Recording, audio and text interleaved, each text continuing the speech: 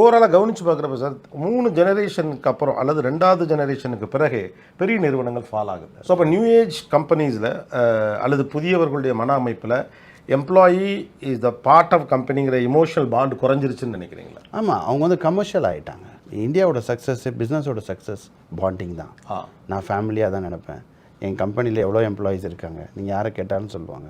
ரொம்ப கடினமாக இருப்பார் எங்கள் எம்டி, ஆனால் அதே நேரத்தில் ரொம்ப பாசமாக இருப்பார். ஃபேமிலி தான். நான் ஒவ்வொன்றும் சொல்லுவேன், அவங்களோட நல்லது கெட்டது நம்ம இருக்கணும். அந்த மாதிரி நம்ம ஒர்க் பண்ணால் மட்டும்தான். நம்மளுடைய கல்ச்சரே அதுதான். நம்ம தமிழ் கல்ச்சரே அது தானே. நம்ம கல்ச்சரோட ஒரு பெஸ்ட் கல்ச்சர் உலகத்திலே கிடையாது. அவங்களுக்கு வந்து இப்போ இருக்க ஜெனரேஷன் வந்து அவங்க என்ன நினைக்கிறாங்க, நம்ம பணம் கொடுக்குறோம், அவங்க சம்பளம் வாங்குறாங்கன்னு நினைக்கிறாங்க. அதுலேருந்து வெளியே வரணும். ட்ரெடிஷ்னல் பிஸ்னஸ் மாடலில் ஒரு நேட்டிவ் இன்டெலிஜென்ஸும் ஒரு எக்ஸ்பீரியன்ஸும் இருக்குது வெர்சஸ் டெக்னாலஜி, மணி, ஃபாஸ்ட் க்ரோத்துங்கிற ஒரு 2 ஜெனரேஷன் மோதுற ஒரு காலகட்டத்தில் இருக்கும். இந்த பேலன்ஸ் ஒர்க் பண்ணுறதுல தான் பெரிய சிக்கல் இருக்கு மாதிரி. டெக்னாலஜி வந்து எக்ஸ்பென்சிவாக போயிடும். சைனா போயிருந்தேன், என்னோட பார்ட்னரோட ஷூ ஃபேக்ட்ரியில் ரொபோட்டிக்ஸ் பண்ணுறாங்க, ரொம்ப ஃபாஸ்ட்டாக பண்ணுறாங்க, ஹியூமனே இல்லை. நான் நிறைய பெரிய டெலிகேஷன் கூட்டு போயிருந்தேன், கவர்மெண்ட் ஆஃபீஸர்லாம் கூட்டு போயிருந்தேன். ரஃபீக், நீ ரொபோட்டிக் ஃபேக்ட்ரி கொண்டு வந்து எங்களை காட்டுறீங்க, நாங்கள் வேலை வாய்ப்புக்கு தான் வந்தோம்னாங்க. நான் சொன்னேன், அதுக்காக நான் உங்களுக்கு கூட்டு வரல, என் பார்ட்னரை கூப்பிட்டேன், இதுக்கு என்ன காஸ்ட் ஆகுதுன்னு கேட்டேன். Rafiq, it is not possible to invest feasible when you do it with labour வந்து இப்போ பண்ணும்போது எக்கனாமிக்கலாகவும் இருக்கும், இன்னும் பர்ஃபார்மன்ஸ் கூடவும் இருக்கும்.